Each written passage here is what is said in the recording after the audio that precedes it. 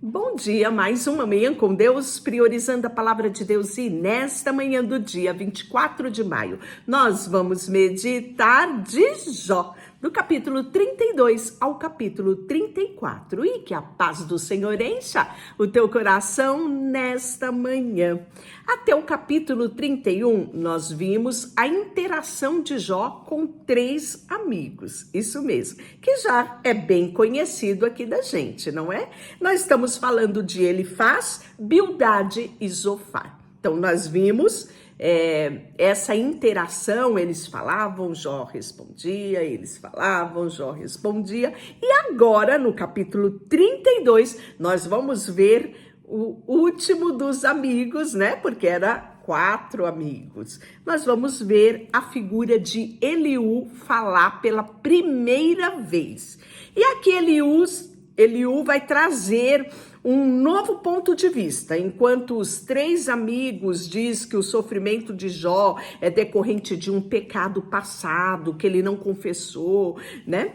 Eliú vai falar de um pecado presente. Jó não tinha pecado, por isso ele sofria, mas pelo sofrimento estava pecando. Viu aqui a diferença?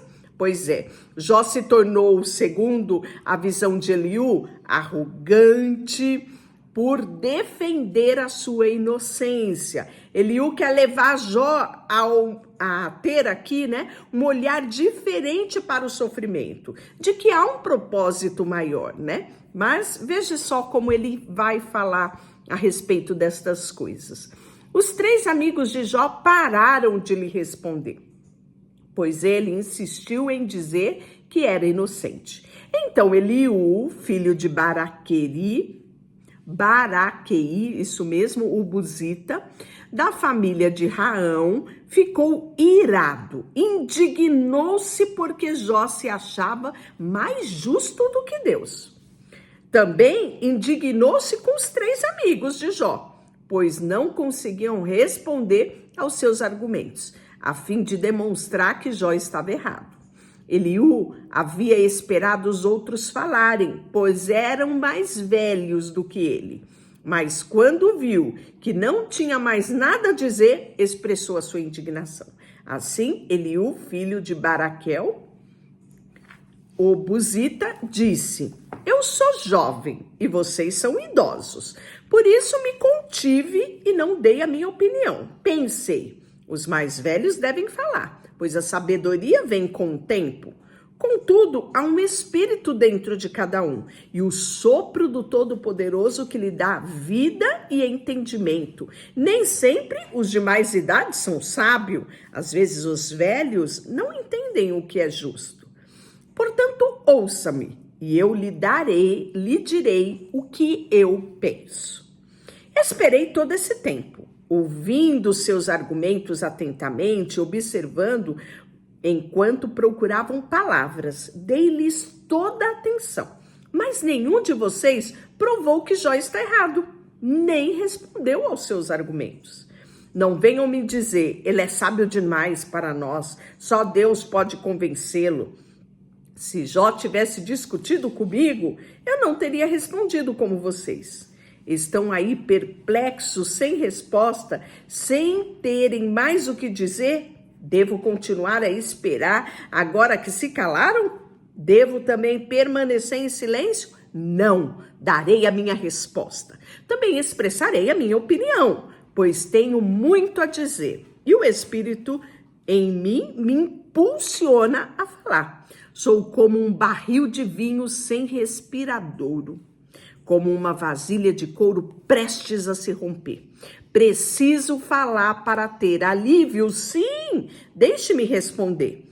Não tomarei partido, nem tentarei bajular ninguém, pois se tentasse usar de bajulação, meu Criador logo me destruiria. E aí Eliú vai apresentar os seus argumentos, né? A Jó e também aos outros amigos. Veja só, Jó, ouça as minhas palavras. Preste atenção ao que eu vou lhe dizer. Chegou a minha vez de falar. As palavras estão na ponta da minha língua. Falo com toda a sinceridade, digo pura verdade. O Espírito de Deus me criou e o sopro do Todo-Poderoso me dá vida. Responda-me se puder. Apresente os seus argumentos e defina sua opinião. Você e eu somos iguais diante de Deus. E também fui formado do barro, portanto não tenha medo de mim. Não serei severo demais com você. Você falou em minha presença e eu ouvi bem as suas palavras. Você disse, sou puro, não tenho pecado. Sou inocente e não tenho culpa. Deus procura motivos para se opor a mim e me considera seu inimigo. Prende meus pés no tronco e vigia todos os meus movimentos. Mas você está enganado e eu lhe mostrarei o motivo, pois Deus é maior do que qualquer ser humano. Sendo assim, por que você o acusa? Por que você diz que não responde às queixas humanas? Pois Deus fala repetidamente, embora as pessoas não prestem atenção. Fala em sonhos, em visões durante a noite, quando o sono profundo cai sobre todos, enquanto dormem em suas camas. Sussurra em seus ouvidos e aterroriza-os com advertência. Faz que deixem de praticar o mal e livra-os do orgulho. Preserva-os do túmulo e de serem atravessados pela espada. Deus os disciplina do leito da enfermidade, com dores constantes nos ossos. Eles perdem a vontade de comer, nem mesmo o alimento mais delicioso lhe apetece. Sua carne definha a olhos nus. E os seus ossos ficam à vista, então estão cada vez mais perto do túmulo. Os mensageiros da morte o esperam.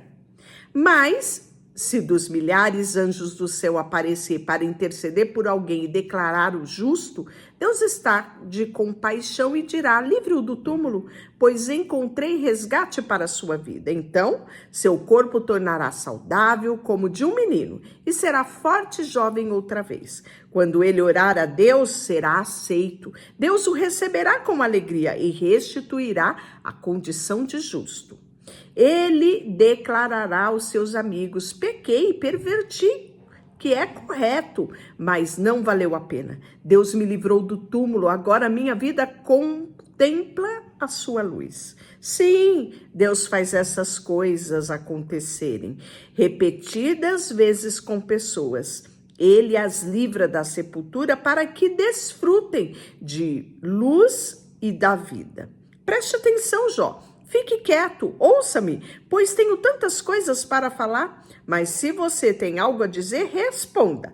Fale, pois quero que seja absolvido. Se não tem nada a dizer, fique quieto e ouça-me, e eu lhe ensinarei a sabedoria. E aí, Eliú vai acusar Jó, não de pecado, mas de arrogância. Veja só. Então Eliú disse, ouça-me, vocês que são sábios, presta atenção, vocês que têm conhecimento. Jó disse, o ouvido prova as palavras que ouve, assim como a língua distingue os sabores. Portanto, vamos discernir para nós mesmo o que é certo. Vamos descobrir junto a Deus. Vamos descobrir juntos o que é bom. Pois Jó também disse, sou inocente, mas Deus tirou de mim meu direito. Sou inocente, mas ele me chama de mentiroso. Minha dor é incurável, embora eu não tenha pecado.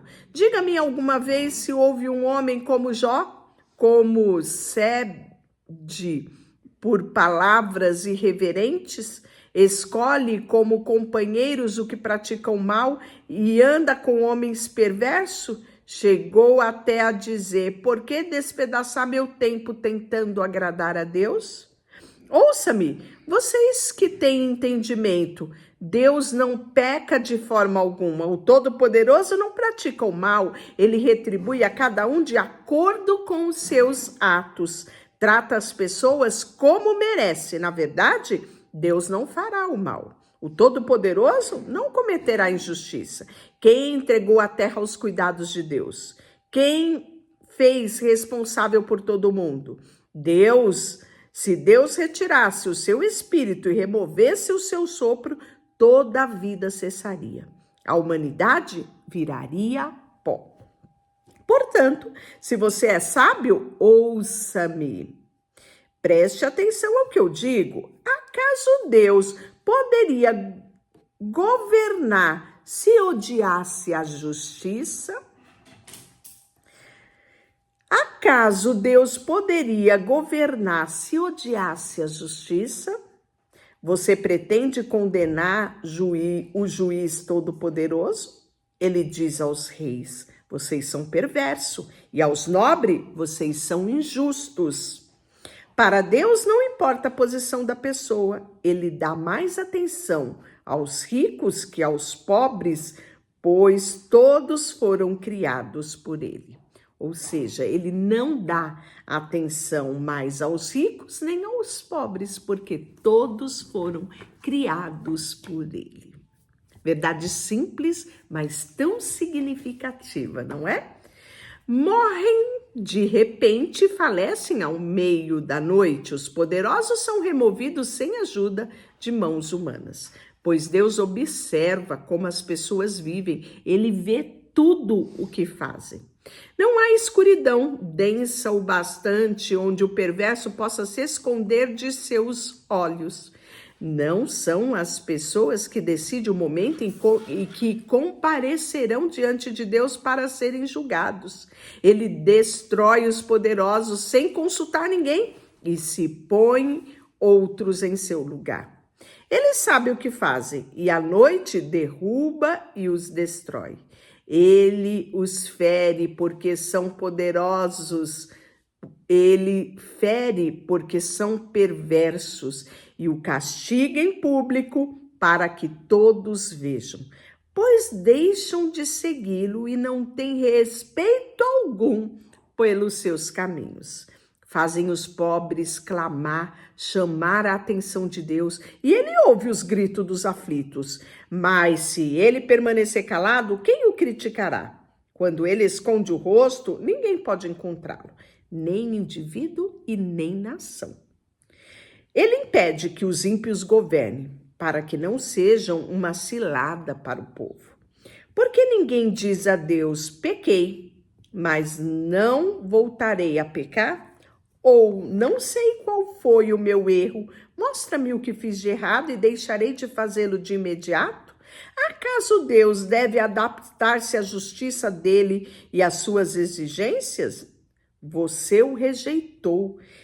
A escolha é sua, não minha. Compartilhe sua sabedoria conosco, afinal, pessoas inteligentes me dirão, os sábios que me ouvem falarão.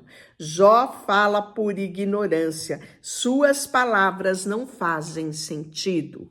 Jó, você merece um castigo mais severo, pelo modo perverso como falou, pois ao seu pecado acrescentou rebeldia. Não mostra respeito e não para de falar contra Deus. Difícil, não é? E amanhã, no capítulo 35, Eliú vai continuar a falar, porque ele ficou muito tempo calado, né? Agora ele está falando e ele vai falar no capítulo 35 no capítulo 35 e no capítulo 36 ele ainda vai falar.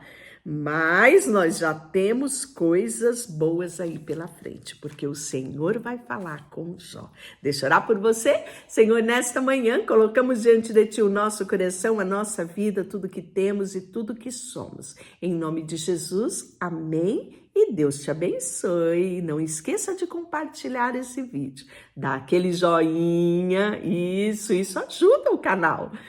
Se todo mundo que assistir der um joinha, o YouTube vai entender que esse conteúdo, é bom. Isso impulsiona o vídeo para que mais pessoas cheguem ao conhecimento desta palavra. Deus te abençoe.